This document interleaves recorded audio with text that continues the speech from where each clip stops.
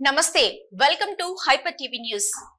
నెల్లూరు జిల్లా వెంకటచలం గ్రామంలోని స్వర్ణాంధ్ర భారతి ట్రస్ట్ లో గూడూరు ఎమ్మెల్యే సునీల్ కుమార్, రాష్ట్ర విద్యాశాఖ మంత్రి మరియు టీడీపీ జాతీయ ప్రధాన కార్యదర్శి నారా లోకేష్ బాబును మర్యాదపూర్వకంగా కలిశారు. స్వర్ణాంధ్ర భారతి ట్రస్ట్ లో మాజీ ఉపరాష్ట్రపతి వెంకయ్య నాయుడు గారి మనవడు వివాహ రిసెప్షన్ వేడుకలలో పాల్గొన్న నారా లోకేష్ బాబు గారిని గూడూరు ఎమ్మెల్యే సునీల్ కుమార్ కలిశారు.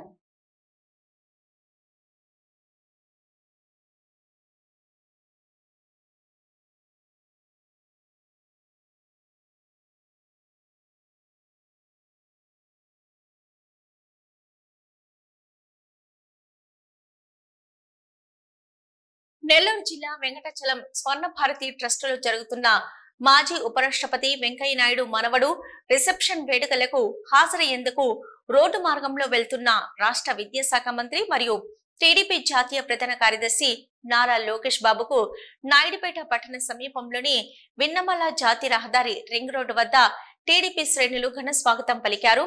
సూళ్లూరుపేట ఎమ్మెల్యే విజయశ్రీ, మాజీ ఎంపీ సుబ్రహ్మణ్యం, స్థానిక టీడీపీ నాయకులు పెద్ద సంఖ్యలో పాల్గొన్నారు.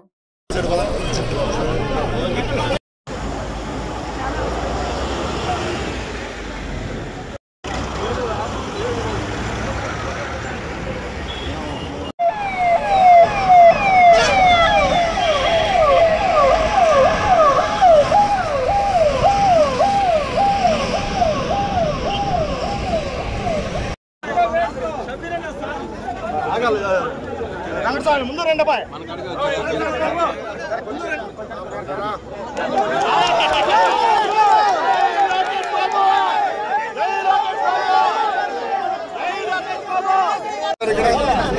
తల్లి ఫోన్ నంబర్ తీసుకో, చేతితో నంబర్ తీసుకో.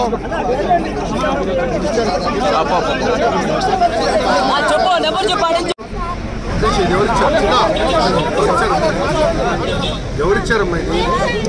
ఎవరిచ్చారమ్మా? ఇప్పుడమ్మా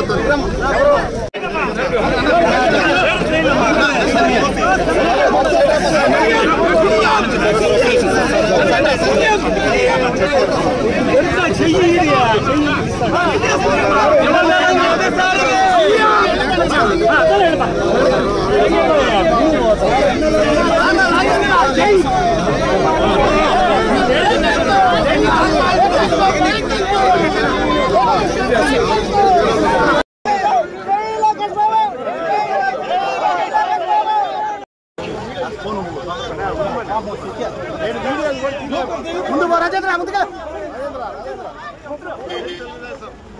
జై తెలుగుదేశం, జై తెలుగుదేశం. గుండె జబ్బులు ఆందోళన కలిగించే రీతిలో రోజు రోజుకి పెరిగిపోతున్నాయని ప్రముఖ కార్డియాలజిస్టు డాక్టర్ నాగరాజు తెలిపారు. తిరుపతి జిల్లా గూడూరు పట్టణంలోని అల్లూరు ఆదిశేషారెడ్డి ప్రభుత్వ స్టేడియంలో గూడూరు వాకర్స్ హెల్త్ క్లబ్ ఆధ్వర్యంలో గుండె జబ్బులు తీసుకోవాల్సిన జాగ్రత్తలు అనే అంశంపై అవగాహన సదస్సు నిర్వహించారు. గూడూరు వాకర్స్ హెల్త్ క్లబ్ ఆధ్వర్యంలో గుండె జబ్బులు తీసుకోవాల్సిన జాగ్రత్తలు అనే అంశంపై నిర్వహించిన అవగాహన సదస్సులో ముఖ్య అతిథిగా కార్డియాలజిస్టు డాక్టర్ నాగరాజు పాల్గొన్నారు. డాక్టర్ నాగరాజు మాట్లాడుతూ గుండె జబ్బులు 4 రకాలుగా ఉంటాయని, 95% వరకు హార్ట్అటాక్ రూపంలో ఉండగా మిగిలినవి 5% ఉంటాయని తెలిపారు. ప్రధానంగా గుండెపై కొవ్వు పేరుకుపోవడం ద్వారా హార్ట్అటాక్ సంభవిస్తుందని తెలిపారు. గుండె ఒక ఇంజిన్ లాంటిదని, దానిని నిరంతరం పర్యవేక్షిస్తూ ఉండవలసిన అవసరం ఉంటుందని తెలిపారు. ఒకసారి గుండెకు ఆపరేషన్ జరిగితే తిరిగి అది పూర్తి స్థాయిలో పనిచేయడం జరిగే అవకాశం లేదని తెలిపారు. మారుతున్న జీవన శైలి, శారీరక శ్రమ లేకపోవడం, మానసిక ఒత్తిడికి గురి కావడం ద్వారా గుండె జబ్బులు పెరుగుతున్నాయని తెలిపారు. క్రమం తప్పకుండా గుండెకు సంబంధించిన పరీక్షలు చేయించుకోవడం ద్వారా ఏమైనా లోపాలు తలెత్తితే వాటిని సవరించుకునేందుకు అవకాశం ఉంటుందని తెలిపారు. ఈ కార్యక్రమంలో doctor Ramanaiah, walkers health club అధ్యక్షుడు Rajendra Prasad, walker health club సభ్యులు తదితరులు పాల్గొన్నారు. నేను ఎప్పుడు పెద్ద మాస్ గ్యాదరింగ్ ఎప్పుడు అటెండ్ కాలేదు. కొంచెం తడబడచ్చు, మళ్ళీ క్లియర్గా వాటి వివరంగా ఏదన్నా అడిగితే దాని పరంగా మళ్ళీ చెప్పగలుగుతాను. నేను యూజువల్గా గుండె జబ్బులు ఇప్పుడు ఎక్కువైనాయి sir compare to previous years. ఇది వరకుతో పోలిస్తే ఒక 20-30 సంవత్సరాల ముందుతో పోలిస్తే ఇప్పుడు ఈ జబ్బులు ఎక్కువ అయ్యాయి. యాక్చువల్గా సార్ ఇందాక చెప్పినట్టు గుండె అనేది ఒక ఇంజన్ లాంటిది, కరెక్టే. మన హోల్ బాడీ ఒక పని చేయాలంటే మెయిన్ ఇంజన్ అనేది కరెక్ట్గా ఉండాలి. ఒక రోజుకు మన గుండె దగ్గర 25,000 సార్ల నుంచి 30,000 సార్ల వరకు బీటింగ్ జరుగుతుంది సార్ ఒక రోజుకు. ఒక నిమిషానికి 60 సార్లు కొట్టుకుందని ఉదాహరణ అనుకుంటే ఒక రోజుకు మనం క్యాల్కులేట్ చేస్తే దగ్గర 25,000 నుంచి 30,000 సార్లు బీటింగ్ అనేది జరుగుతుంది గుండె. సో అంత పని చేసేటటువంటి గుండెకు తగు జాగ్రత్తలు తీసుకోవాల్సిన బాధ్యత మనది. ఒకవేళ కనుక ఏదన్నా రిపేర్ లాంటివి ఏదన్నా జరిగేటటువంటి అవకాశం ఉందా అనేది ఫ్రీక్వెంట్ గా చెక్ చేసుకుంటూ ఉండాలి. ఒక్కసారి కనుక దానికి కనుక ఏదైనా దెబ్బ తగిలిందంటే మళ్ళీ దాని ఎఫిషియన్సీ మళ్ళీ అదే విధంగా అది పనిచేయడం అనేది ఇంచుమించు జరగదు. ఒకవేళ కనుక మనం గనక ఇది జరగబోతోంది అని చెప్పి ముందే కనుక పరీక్షలు చేసి కనుక మనం కనుక్కోగలిగితే ఆ టైంలో మనం ఇంటర్వెన్షన్ చేయగలిగితే మళ్ళీ అది అదే విధంగా పనిచేసేదానికి అవకాశం వస్తుంది. ఒక్కసారి దెబ్బతిన్న తర్వాత మళ్ళీ దాన్ని అదే విధంగా పనిచేయడం అనేది nearly impossible condition sir. So ఉండే దీంతో మనం లాక్కుంటూ వెళ్ళాలి ఇంకా తర్వాత.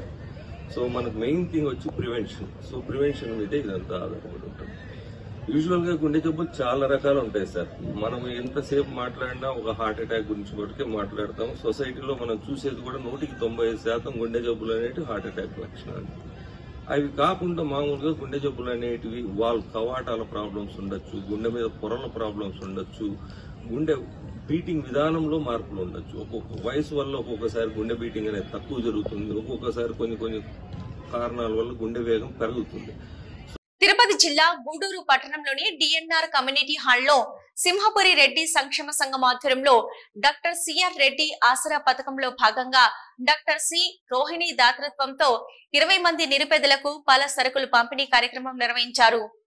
సింహపురి రెడ్డి సంక్షేమ సంఘం సభ్యుడు బండి ధనుంజయ రెడ్డి మాట్లాడుతూ డాక్టర్ సిఆర్ రెడ్డి పేరు మీద గత 4 సంవత్సరాలుగా ప్రతి నెల క్రమం తప్పకుండా 3వ ఆదివారం ఎంపిక చేసిన పేదలకు నెలకు సరిపడా ఫల సరుకులు పంపిణీ కార్యక్రమం నిర్వహించడం అభినందనీయమని అన్నారు.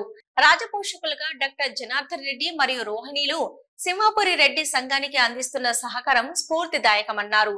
సింహపురి రెడ్డి సంక్షేమ సంఘం ఆధ్వర్యంలో ప్రారంభించిన సిఆర్ రెడ్డి ఆసరా పథకం మరెన్నో సంక్షేమ పథకాలకు స్ఫూర్తి కలిగించిందని తెలిపారు. ఈ కార్యక్రమంలో డి ప్రజేందర్ రెడ్డి, జైపాల్ రెడ్డి, హరనాథ్ రెడ్డి, కిషోర్ రెడ్డి తదితరులు పాల్గొన్నారు.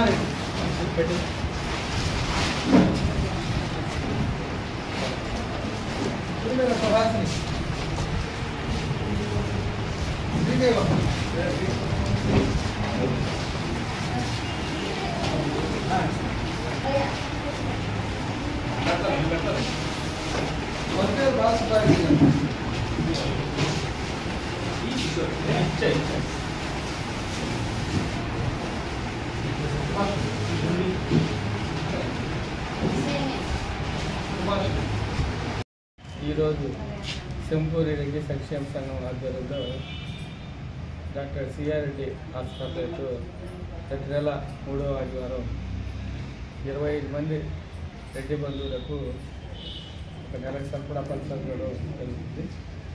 దివ్యాంగులకు చేసే సేవా కార్యక్రమాలకు దాతలు అందిస్తున్న సహకారం అభినందనీయమని జన విజ్ఞాన వేదిక గూడూరు శాఖ అధ్యక్షుడు రాజేంద్ర ప్రసాద్ తెలిపారు. తిరుపతి జిల్లా గూడూరు పట్టణంలోని విశ్రాంతి ఉద్యోగుల భవనంలో జన విజ్ఞాన వేదిక సభ్యులు సుబ్బారావు మరియు ఆనందల సహకారంతో జన విజ్ఞాన వేదిక ఆధ్వర్యంలో దివ్యాంగులకు కూరగాయలు, గుడ్లు అందజేశారు.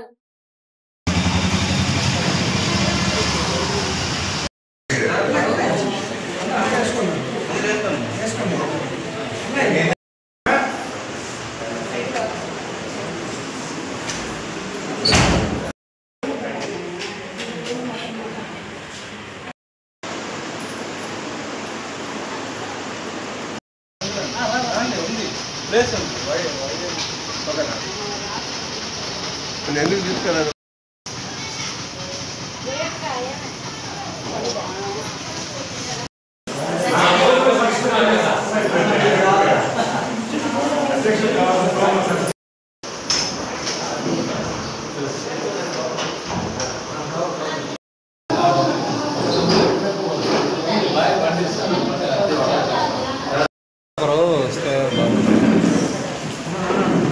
ఉండమా తొందరపడిపోకండి.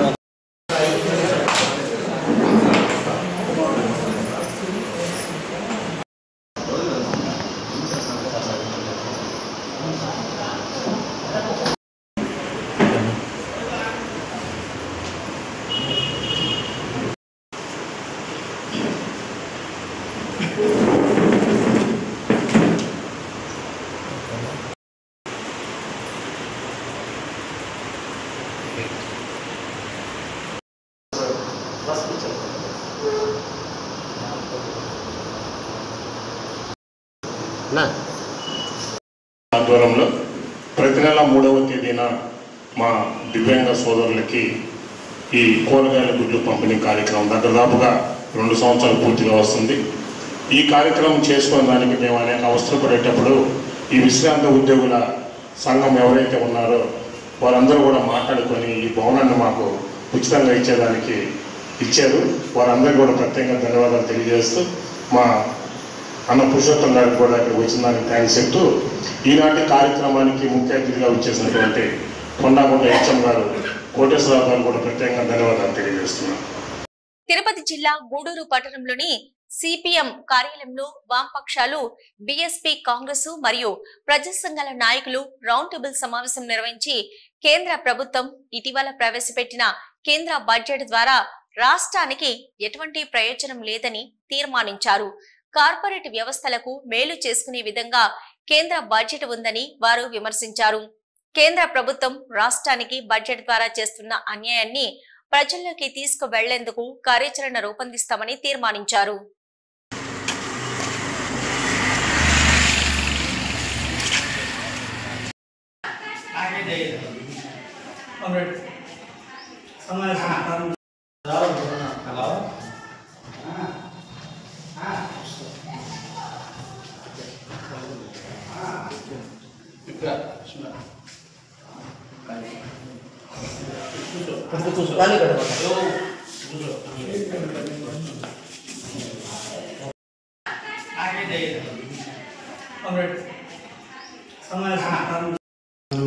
గూడూరు నియోజకవర్గ పరిధిలో బడ్జెట్ పైన మనమందరం కూడా వామపక్ష పార్టీలుగా కూర్చున్నాం.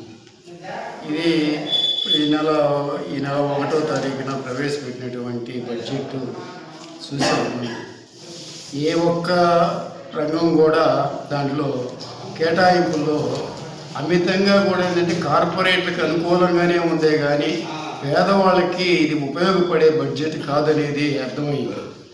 సరే మనోళ్ళు కూడా ఆ రోజు నుంచి కూడా రాష్ట్ర స్థాయిలో కూడా అందరూ వామపక్ష పార్టీలు కూర్చొని మాట్లాడుకొని ఇది దీర్ఘకాలికంగా కూడా దీని మీద పోరాటం చేయాలని చెప్పి ఒక ఆలోచన అయితే జరిగింది. అందులో భాగంగానే పరిస్థితిగా మనం రిలీజ్ చేయడం జరిగింది. ఆ బడ్జెట్ అనేది ఒక 12 లక్షల రూపాయలు మేము వాళ్ళకి ఇంటి తొలగిస్తున్నాం. రైతుల నుంచి కట్టాలని అదొకటే పోరాటాన్ని తొలగించింది. కానీ ఈరోజు రైతాంగ పరిస్థితి కానీ అదేవిధంగా వ్యవసాయ కార్మికులు మరియు కార్మికులు కూడా ఈ ఎక్విప్మెంట్ ఎక్కడ కూడా ఈ పరిస్థితుల్లో కూడా ఆ బడ్జెట్ రూపంలో ఎక్కడ చేయించలేదు, దారుణం.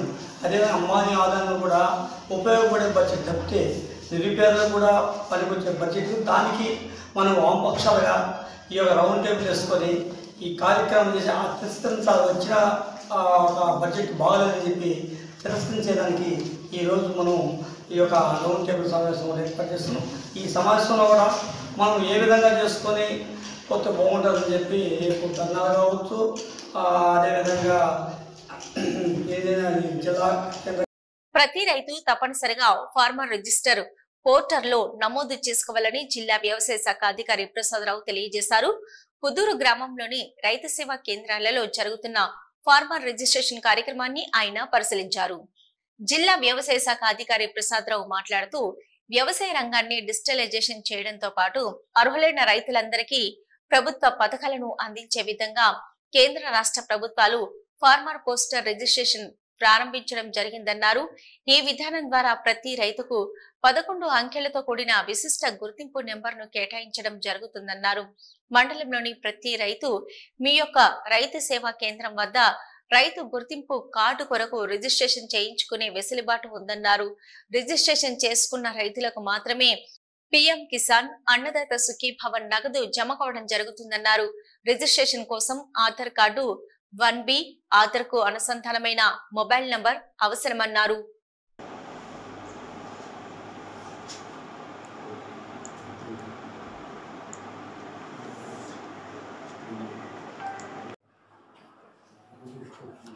నమస్కారం అండి.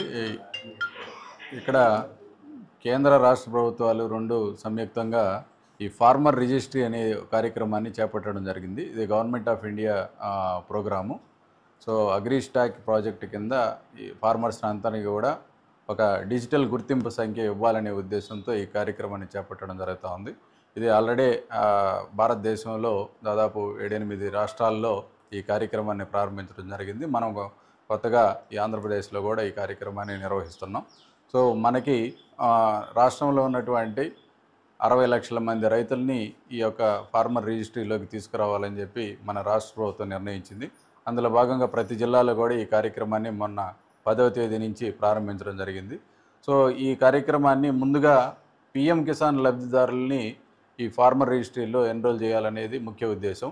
అంటే ఎందుకంటే రేపు విడత పీఎం కిసాన్ ఇచ్చేటువంటి డబ్బులు రావాలి అంటే ఖచ్చితంగా ఈ యొక్క ఫార్మర్ ఐడి అనేది ఉండాలనే నిబంధన పెట్టారు. కాబట్టి ముందు పీఎం కిసాన్ లబ్ధిదారుల్ని ఎన్రోల్ చేస్తూ అదేవిధంగా మిగిలిన లబ్ధిదారులను కూడా ఈ ఎన్రోల్ చేసే కార్యక్రమం నిర్వహిస్తున్నాం. సో ఈ రైతులు చేయాల్సింది ఏంటంటే వాళ్ళ యొక్క ల్యాండ్ డీటెయిల్స్ ఉండేటువంటి పాస్ పుస్తకం కానీ 1B కానీ తీసుకురావాలి. అట్లాగే ఈ ల్యాండ్కి లింక్ అయినటువంటి ఆధార్, ల్యాండ్కి లింక్ అయినటువంటి ఫోన్ నంబరు, అలాగే ఆధార్కి లింక్ అయినటువంటి ఫోన్ నంబర్ని ఇక్కడికి తీసుకొస్తే ఈ ఒక 2 నిమిషాల్లో ఈ యొక్క వాళ్ళని ఎన్రోల్మెంట్ జరుగుతుంది.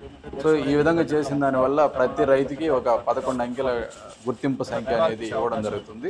రాబోయే రోజుల్లో ఈ గుర్తింపు సంఖ్య ద్వారానే వాళ్ళకి ఏ పథకమైనా కూడా లబ్ధి అనేది డైరెక్ట్గా డీబీటీ ద్వారా ఈ యొక్క అకౌంట్లోకి జమ చేయడం జరుగుతుంది. సైదాపురం పరిధిలోని సిద్ధలయ్య క్షేత్రం ఆవరణలో వేద పండితుల ఆధ్వర్యంలో సాయిబాబా విగ్రహ ప్రతిష్ఠ వైభోగం నిర్వహించారు. విగ్రహ ప్రతిష్ఠ కార్యక్రమంలో మాజీ మంత్రి సిద్ధరామయ్య కుమారుడు సుధీర్ కుమార్, గిరిబాబు, కృష్ణయ్య, ప్రసాద్ దంపతులు, భక్తులు తదితరులు పాల్గొన్నారు.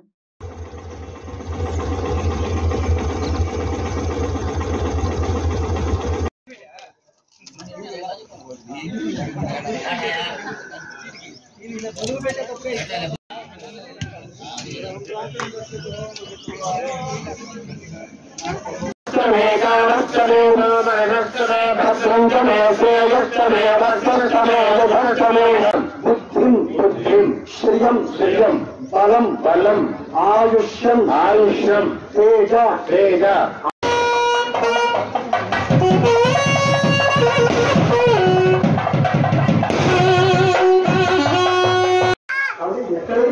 అందరూ ఒకేసారి ఈ ఆద్య పాత్రలు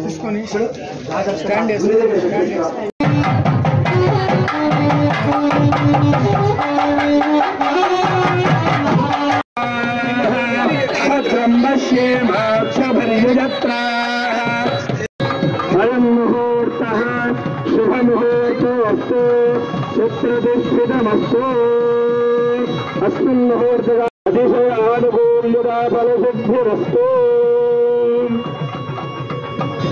సౌమ్యాఫలనేర్యా ఫలా బృహస్పతి ప్రచోదాస్థానమంచం త్వహః షణ్ణో భవత్వర్య త్వమేవ ప్రత్యక్షం బ్రహ్మ వదిష్యామి పదం వదిష్యామి. సత్యంజోర్నో దేవ్యభయన్నో అస్తు శివాదిశ ప్రదిశ ఉద్దిశో నాపో విశ్వ.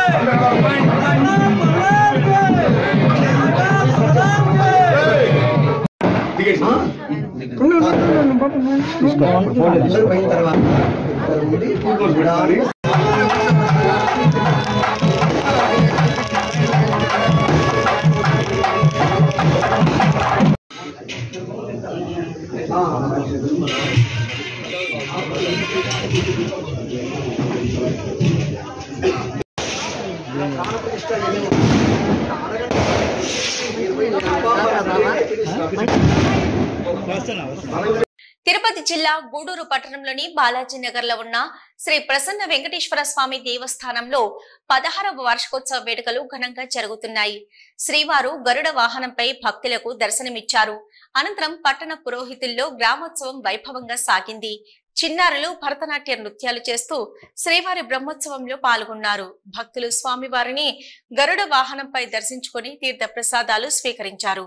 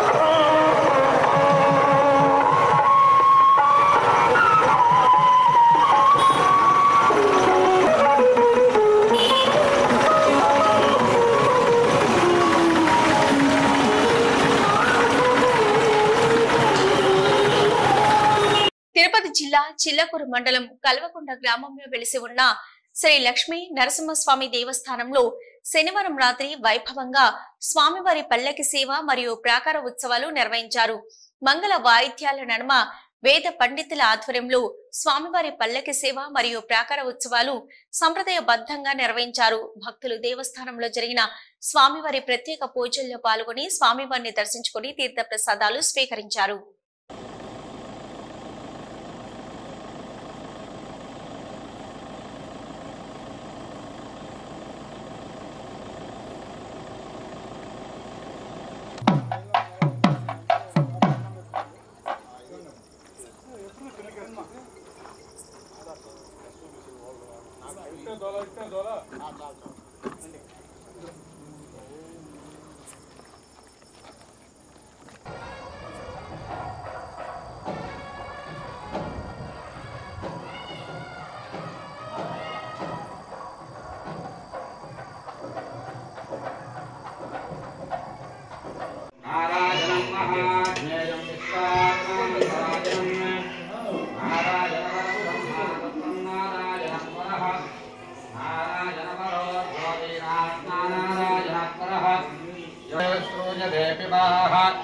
अंतर्बहिश्चतत्सर्वं व्याप्य नारायणस्थितः अनन्तमव्यगुण्डविजं समुद्रेऽन्तं विश्वसम्भवं पद्मकोशप्रदेकासकं हृदयं चाप्यतोमकम्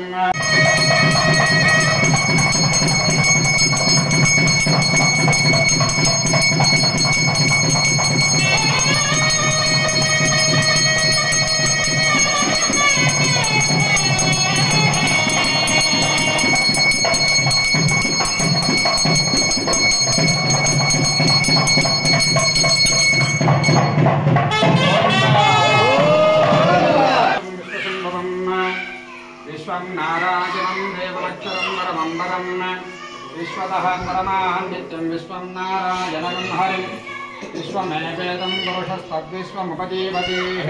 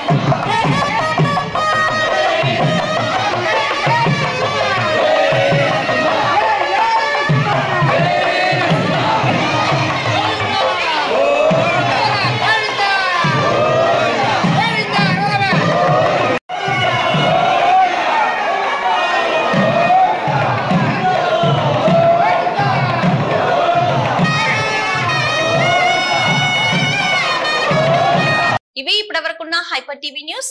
నమస్తే.